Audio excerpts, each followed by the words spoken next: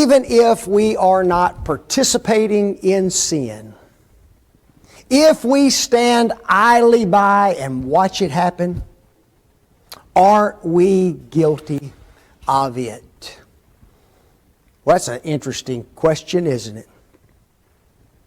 What the individual is really asking involves how engaged are you and I as God's children to be in the opposition and the fight against sin.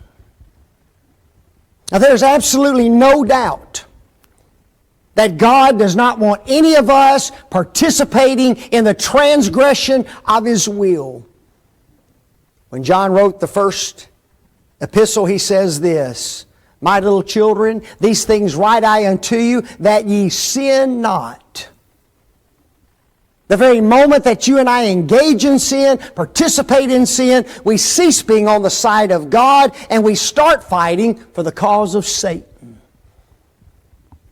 But the question is this: if I am not involved in sin, is that enough? Is that all I need to do? You see, I can brag, well, I don't practice that sin. I don't believe in that sin. But is that enough? Is there something else that we as God's children need to be doing in opposition to the evil that is in our world? I find it interesting that the Bible plainly teaches us that the church is supposed to be not just on the defense, folks. You and I are supposed to be on offense against evil. Paul wrote to Timothy and said this, "Fight the good fight of faith." 1 Timothy 6, verse 12. Writing to the church at Ephesus, he says this, "And have no fellowship with the unfruitful works of darkness." In other words, don't engage in the practices in which they are engaging. But notice what else he says. "But rather reprove them." It's not enough to what? Just refrain from practicing the evil. We also are supposed to reprove the evil. The Bible tells us as well that we are to contend earnestly for the faith, which was once delivered unto the saints, Jude 3. Fight. Expose the error. Contend for the faith. You and I are supposed to be on the offense against evil in our world. It is not enough just not to do it. Now, we,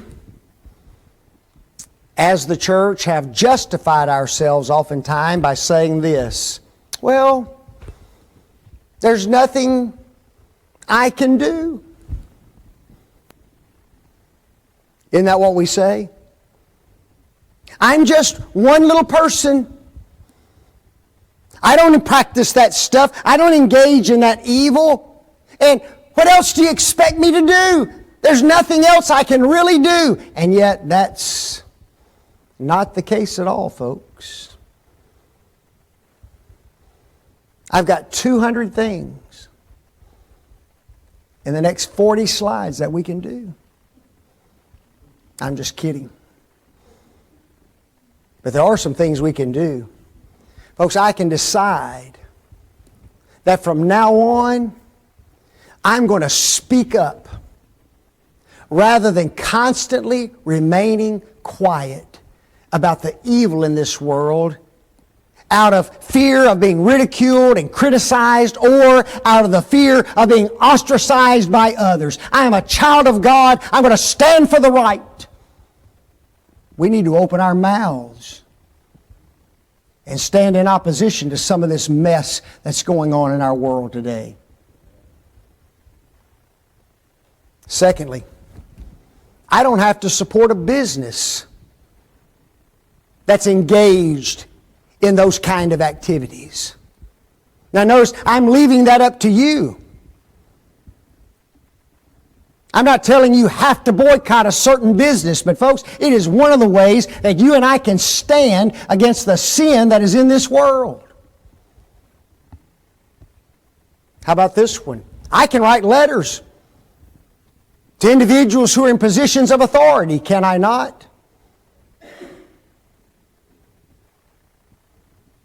It doesn't matter whether it's individuals in government. It doesn't matter whether it is CEOs of corporations, whether it is chairmen of boards. I can write letters and tell them, I stand in opposition to this mess.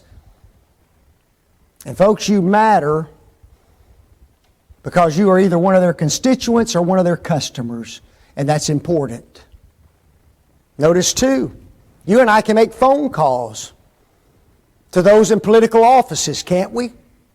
I can pick up the phone and I can leave a message and I can tell individuals they're working for me. I'm against this and I want you to stand against it as well. I can use the power of my vote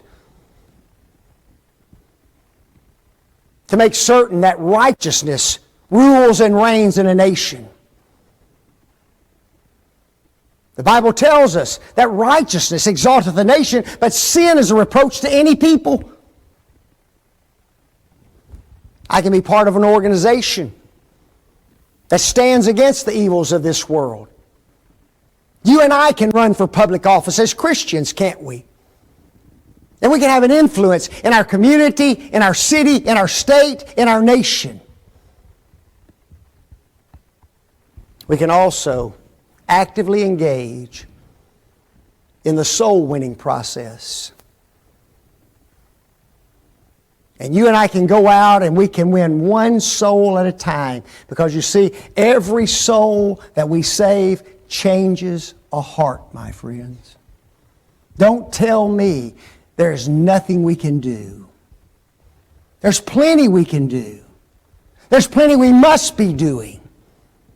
Is it enough just to be opposed to it and not engage in it? No.